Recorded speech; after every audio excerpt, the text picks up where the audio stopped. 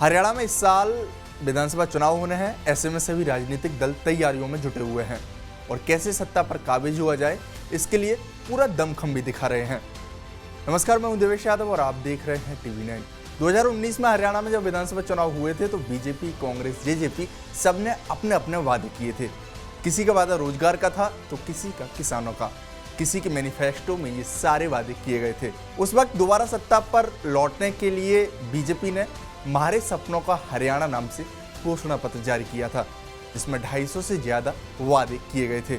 उस समय बीजेपी के मुताबिक संकल्प पत्र में वही वादे थे जिन्हें पूरा किया जा सके। वहीं विपक्ष के मुताबिक बीजेपी के साथ सरकार में शामिल जेजेपी के कई वादे ऐसे हैं जो अभी तक पूरे नहीं किए गए हैं। उनमें से एक वादा बुढ़ापा पेंशन देने का भी है।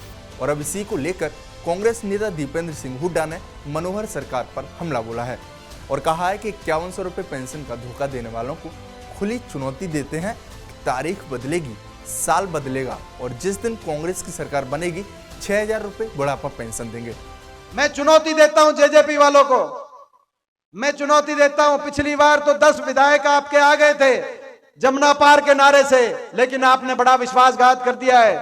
बड़े बुजुर्गों के साथ, अपने मतदाता के साथ, जिन्होंने जमुना पार बीजेपी को भेजो के नाम पे वोट दी, आपको कितनी तकलीफ हो मुझसे, लेकिन मैं चुनौती देता हूं। हम ईमानदारी से लड़ाई लड़ रहे हैं। 90 सीट है हरियाणा की, छुट्टी बोलते हैं, 1 सीट से आप अपना जमानत बचा के दिखाना। आपने इतना बड़ा विश्वासघात किया है, जनता वोट की चोट से उस विश्वासघात का जवाब देगी। तारीख बदलेगी, साल बदलेगा, नए साल में सरकार बदलेगी और 5100 बुढ़ापा पेंशन की बात बदलेगी। जिस दिन कांग्रेस पार्टी की सरकार बनेगी, हुड्डा साहब के नेतृत्व में देश में डंके की चोट पर 6000 बुढ़ापा पेंशन हर बड़े बुजुर्ग को दिलवाने का हम काम करेंगे। कोई रोक सकता तो रोक के दिखाए। आज हम ये कहना चाहते हैं, चुनावी साल में कांग्रेस की कोशिश है कि जो मतदाता है उन तक अपना संदेश पहुंचाया जाए। साथ ही बीजेपी ने जो वादे किए थे और पूरे नहीं हुए हैं उनके बारे में भी लोगों को बताया जाए।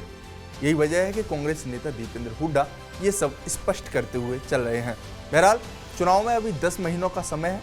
ऐसे में बीजेपी की तरफ से भी डैमेज कंट्रोल करने की पूरी कोशिश की जाएगी ताकि सरकार के खिलाफ कोई मैसेज जनता में ना पहुंच जाए। आपको हमारा वीडियो कैसा लगा हमें कमेंट बॉक्स में जरूर बताएं। साथ ही हमारे चैनल को सब्सक्राइब करना न भूलें। धन्यवाद।